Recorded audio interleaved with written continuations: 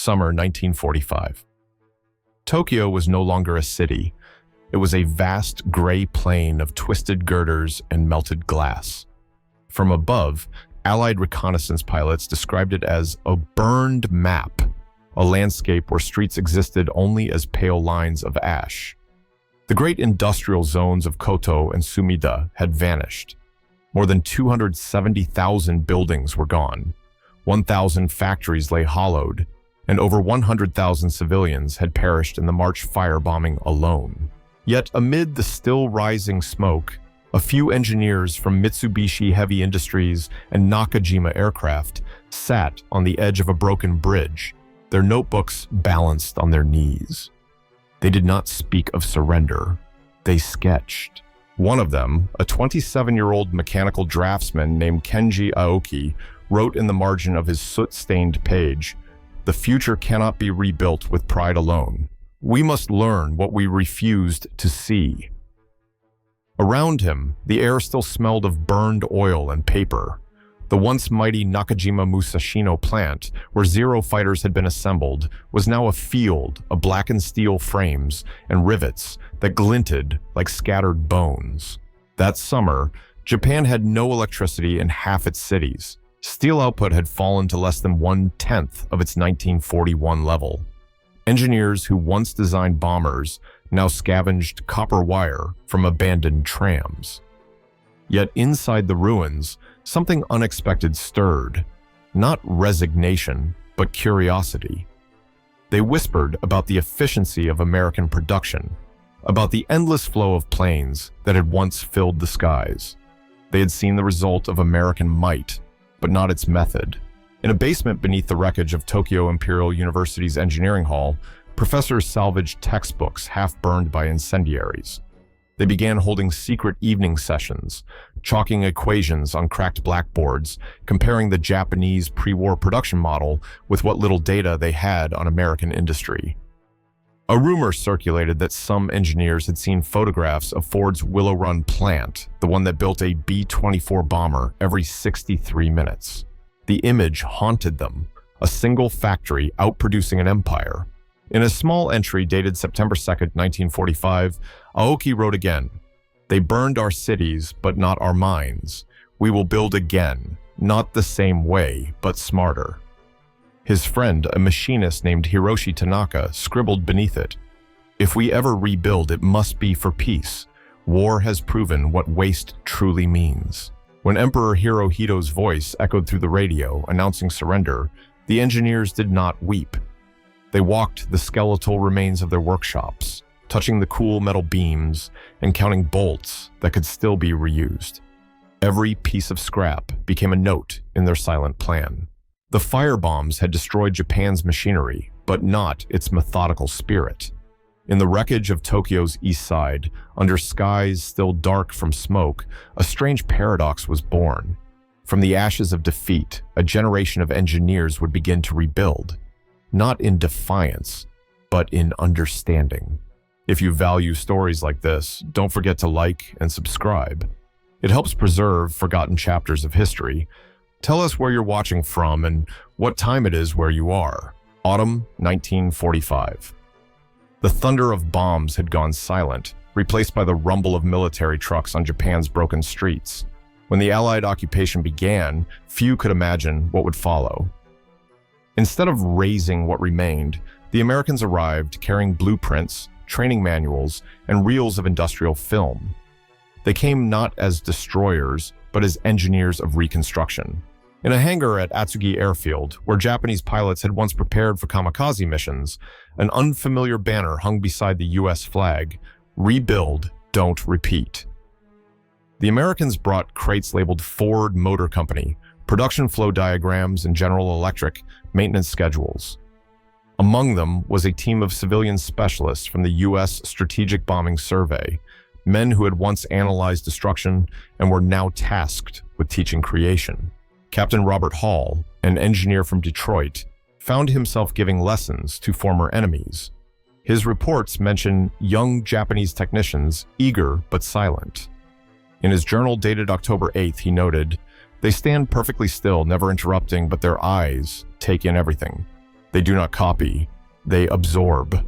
Among his students were two men from Mitsubishi's former aircraft division, Kenji Aoki and Hiroshi Tanaka. They wore mended uniforms, but their notebooks were immaculate. Hall demonstrated how Ford's assembly line divided labor into micro-movements, reducing waste through repetition. When he compared it to Japan's pre-war system of master craftsman workshops, a quiet tension filled the air. Tanaka later wrote in his diary, "They reduced work to numbers, not pride. Yet in those numbers was power." It was the first time many Japanese engineers realized that America's strength lay not in genius, but in organization, a machine powered by people who believed in their process as much as their product. The Americans also brought film projectors. In one dimly lit hall, Japanese engineers watched black and white footage of Ford's Willow Run plant. The camera panned across endless rows of conveyors. Sparks flew like lightning as welders moved in synchronized rhythm. The narrator's voice boomed, "Every man, one motion! Every motion, one purpose!" Some of the Japanese viewers wept silently. Outside the lecture halls, curiosity spread like rumor. At Yokosuka, U.S. engineers taught Japanese crews how to repair damaged turbines. In Osaka, a former bomber mechanic studied American packaging methods for industrial bearings. The paradox deepened. The occupiers were teaching efficiency to the conquered. In February 1946, the Allied Civil Communications Section invited 500 Japanese engineers to observe American management principles. One Japanese officer whispered to his colleague, "We used to call them barbarians. Now they teach us logic." By the end of that year, 23 technical translation centers had been established across Japan. Manuals once written for Boeing or General Electric were now carefully reprinted in Japanese script, passed from engineer to engineer like sacred texts. A silent revolution had begun, one that replaced nationalist pride with pragmatic learning. And as Kenji Aoki left another American lecture at night, he stared at the glowing floodlights over the U.S. base and thought, "The light that destroyed us is now the light that teaches us."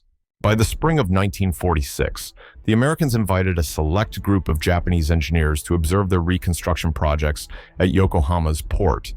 It was here that they witnessed something that would change their understanding of work forever, an American-style assembly line. Inside a converted warehouse once used for munitions, the U.S. Army had set up a demonstration plant to teach industrial reorganization. The room pulsed with rhythm. Dozens of Japanese workers stood at wooden benches, each performing a single movement, tightening a bolt, passing a part, checking a gauge. Conveyor belts hummed, carrying half-assembled generators down the line. The air smelled of oil and discipline. An officer's stopwatch clicked. Hiroshi Tanaka watched, his brow furrowed. In Japan before the war, every craftsman owned his entire process, shaping metal with pride and perfection. The idea of dividing labor this precisely felt mechanical, soulless. Yet, as he observed the flow, the way one worker's motion fit seamlessly into the next, something inside him shifted.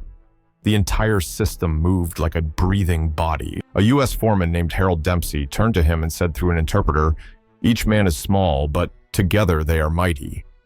Tanaka didn't respond, but in his notebook he wrote a single line. "This is not labor, it is choreography." Kenji Aoki, beside him, timed each stage. He noticed that the Americans had transformed repetition into rhythm, each station finishing within the same 30-second interval. It reminded him of a haiku's precision, a pattern within simplicity. When the foreman replaced a tired worker, the next stepped in seamlessly, no shouting, no delay. The line continued as if nothing had changed. The Japanese delegation followed the process from start to finish. In less than 20 minutes, they watched a pile of loose components become a functioning generator. The engineers from Mitsubishi exchanged stunned glances. Before the war, such assembly would have required hours, even days. That evening, Aoki wrote to his professor at Tokyo University, "I thought skill was personal, but here, the system itself is the craftsman." It was a sentence that would echo through Japan's post-war industry. After the demonstration, the Americans served coffee in tin cups. The Japanese guests stood awkwardly, unsure whether to drink or bow. Dempsey laughed softly and said, "Drink, gentlemen. You'll need it for what's coming." His remark wasn't arrogance. It was prophecy. Aoki kept the paper cup, pressing its edge flat between his notes. Later, he would use it as a bookmark in a translated manual on production flow. That crumpled scrap would travel with him for years, a silent symbol of the day he realized that defeat could also mean discovery. The next morning, when the group returned to Tokyo, one engineer whispered as they watched the sunrise over the Sumida River, "We used to make things by hands. Now we must learn to make them by rhythm." By 1947, Japan's recovery had reached a fragile crossroads. The nation's factories stood repaired but hollow, their machines running without direction. Production existed, yet quality faltered. Radios failed after weeks, gears cracked under strain, and exports were returned by the shipload. The Americans could rebuild walls and supply equipment, but they could not rebuild trust. What Japan needed was not more machinery. It needed a new philosophy of precision.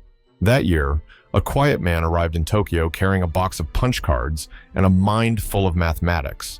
His name was W. Edwards Deming, an American statistician who had helped standardize wartime production for the U.S. Army. He came not as a diplomat, but as a teacher, and his lessons would forever change Japan's destiny. Deming's lectures at the Industrial Productivity Research Institute in 1947 began with simple drawings: bell curves, probability lines, control charts. Many Japanese engineers, still in worn uniforms, sat cross-legged on tatami mats, listening through interpreters. At first, the ideas seemed abstract. "Quality is not inspection," Deming said. "Quality is built into the process." Kenji Aoki sat in the third row. He later recalled in a letter to his colleague Tanaka, "We thought he spoke of numbers, but he spoke of honor." For the first time, they saw that excellence wasn't something achieved at the end. It was something cultivated at every stage, every touch of the worker's hand. Deming introduced the concept of statistical quality control, a method ensuring that flaws were prevented, not corrected. He told them, if you improve the process, you improve the product and the people. To a nation that had lived through waste and war, it was a revelation. Anecdotes spread through Tokyo's engineering circles. One told of Deming inspecting a batch of transistor parts, rejecting none, and simply saying, "Fix the system, not the symptom." Another recalled a factory supervisor whispering, "He trusts the worker more than the manager." By late 1948, Japan's Union of Scientists and Engineers, JUICE, invited Deming to teach thousands more. In packed auditoriums from Osaka to Nagoya, he repeated his mantra, "Do it right the first time." The phrase became scripture. Aoki and Tanaka adapted these lessons for their new plant outside Kawasaki. They posted Deming's charts above every workstation. Within 6 months, defects dropped by 80%. The foreman, once proud of punishing errors, now praised improvements. Workers began suggesting their own refinements, creating the spirit that would soon be called Kaizen, continuous improvement. At night, Aoki would walk the factory floor under dim lights, listening to the rhythmic hiss of hydraulic presses. He once told his apprentice, "These sounds are not of labor, they are of learning." In the years that followed, Deming's name became legend. He left Japan in 1950, but his teachings remained engraved in every factory wall. As one Japanese editor later wrote, "We expected a conqueror, we received a teacher." By embracing his lesson, that true quality begins with respect for the smallest act, Japan found not only efficiency, but a moral compass for rebuilding its nation. By 1949, the occupation forces began to loosen their grip, and Japan's engineers were finally free to shape their own destiny. Across Tokyo and Nagoya, workshops once dedicated to aircraft production were reborn as automobile plants, precision tool foundries, and electrical assembly lines. Amid this quiet revolution stood two men who would redefine modern industry, Taiichi Ohno and Eiji Toyota of Toyota. Both had studied Ford's system through translated manuals and films brought by the Americans. Yet when they visited a Ford plant in Detroit in 1950, They saw not perfection, but excess. Massive inventories lined the walls, machines stood idle, and efficiency was drowned in abundance. Toyota whispered to Ono, "They have quantity, but they lack soul." That night, he filled a notebook with sketches of conveyor loops, labeling them just in time, the seed of a new idea.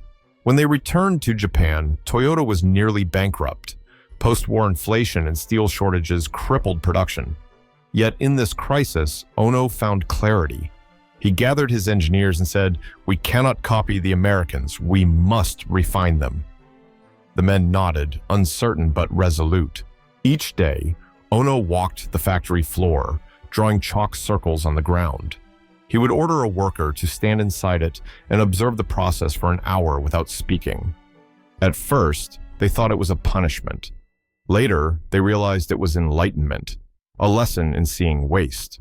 Bolts lying unused, hands waiting between tasks, motion without meaning. "Every second of waiting," Ono said, "is a defect you cannot see." He reorganized the line not by speed, but by flow. Parts arrived exactly when needed, no earlier, no later. Workers rotated positions, mastering each task, so no one became a mere cog.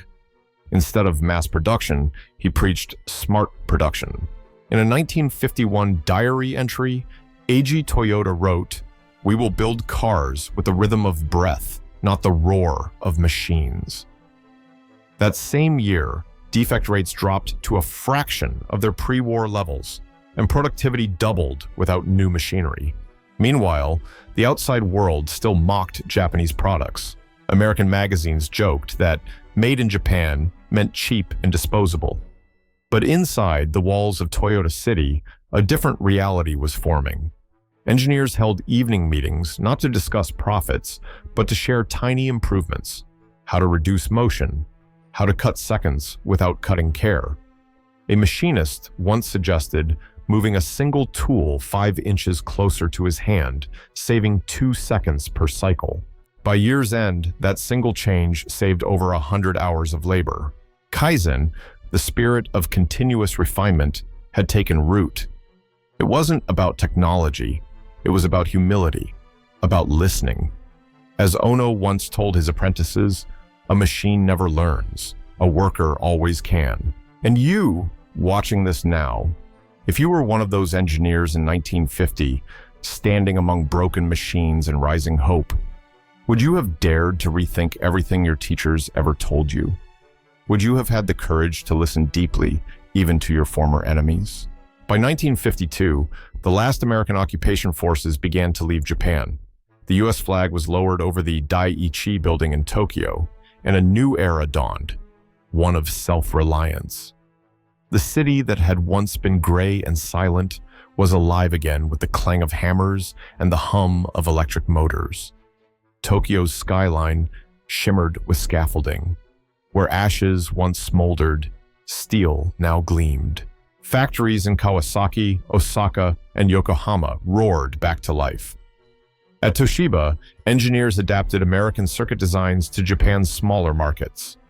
At Sony, then still called Tokyo Tsushin Kogyo, co-founders Masaru Ibuka and Akio Morita worked in a bombed-out department store, hand-soldering radios for the occupation troops. Their first success, a small tape recorder using magnetized paper, would soon travel the world. Statistics told the story of resurrection. Between 1947 and 1952, Japan's industrial output tripled. Steel production rose from 2.5 million tons to nearly 7 million. In the same period, the number of operational factories increased by over 60%. Exports, once negligible, now filled ships bound for Manila, Jakarta, and San Francisco. But progress was not just mechanical, it was spiritual. The engineers who had studied American efficiency now redefined it with Japanese precision. At Toyota, Ono's just-in-time system matured into a living organism. Workers stopped the production line whenever a flaw appeared, something unthinkable in American plants. At Hitachi, every apprentice learned to bow before touching a machine, a ritual of respect for the tools of their craft. On a rainy morning in 1953, Kenji Aoki visited the new industrial district at Ota, where the first rebuilt Mitsubishi aircraft plant now produced diesel engines.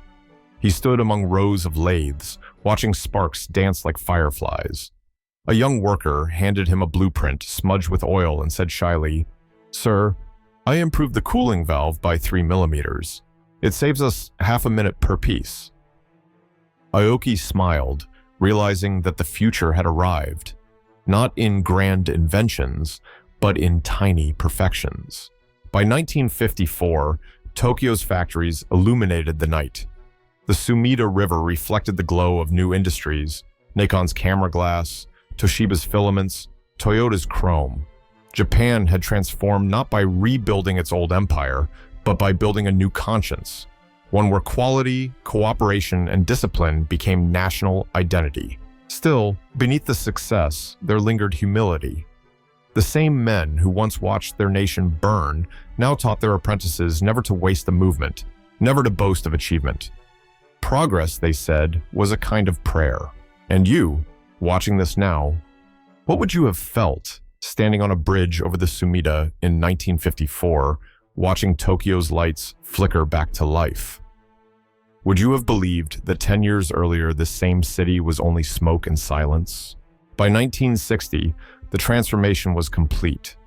The skyline of Tokyo glowed not with flames, but with fluorescent light.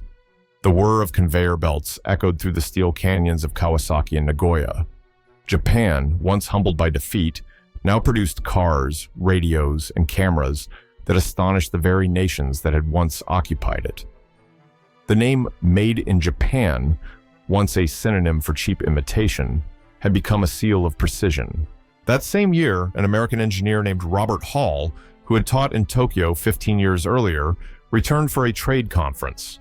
He had last seen Japan when its factories were piles of rubble and its workers carried notebooks instead of tools. Now, standing on the floor of Toyota's Honsha plant, he could barely recognize what he saw. The air was alive with rhythm, quiet, deliberate, efficient. There were no shouting foremen, no wasted motion. Every tool hung where it was needed. Every part arrived just in time. Hall turned to his host, A.G. Toyota, and said softly, "We taught you how to make machines, but you taught us how to make meaning." Toyota only smiled, bowing slightly before returning to his notes. In that small gesture lay the secret of Japan's rebirth: respect, refinement, and relentless curiosity. The post-war generation of engineers, once labeled defeated men, now stood as teachers themselves. In 1960, W. Edwards Deming returned to Japan to receive the Order of the Sacred Treasure. At the ceremony, he was visibly moved as factory workers lined the streets holding banners that read, "Thank you for teaching us to trust our hands." That same year, the Deming Prize became Japan's highest award for industrial excellence. Kenji Aoki, now gray-haired, served as chief consultant for a new power equipment plant in Yokohama. During a visit from a group of young apprentices, one asked him, "Sensei, what was the hardest lesson after the war?" Aoki paused, gazing at the humming generators, and said quietly, "To accept that the enemy could be our greatest teacher." That night, he walked alone through the industrial district, past the glow of factory windows and the distant rhythm of machines. The air smelled faintly of iron and rain. He stopped by the Sumida River, its surface shimmering with reflections of red and white lights. From the opposite bank, he could see the rising neon signs of a new Japan: Sony, Mitsubishi, Toyota, names that had once symbolized war, now representing precision and peace. In that glow, Aoki smiled faintly and whispered to himself, "The fire that destroyed us became the light that guides us." The same spirit that began in ruin had now spread across oceans, reshaping industries in America, Europe, and beyond. What began as imitation had become innovation. What began as humiliation had become harmony. And you, if you could meet those engineers now standing beneath the humming lights of 1960 Tokyo, would you tell them they had rebuilt a nation, or that they had rebuilt the very idea of learning itself? The story of Japan's rebirth is not one of miracles, but of meticulousness. of men who turned ruins into classrooms and silence into rhythm. What began in 1945 as despair became, within a single generation, one of history's most extraordinary transformations.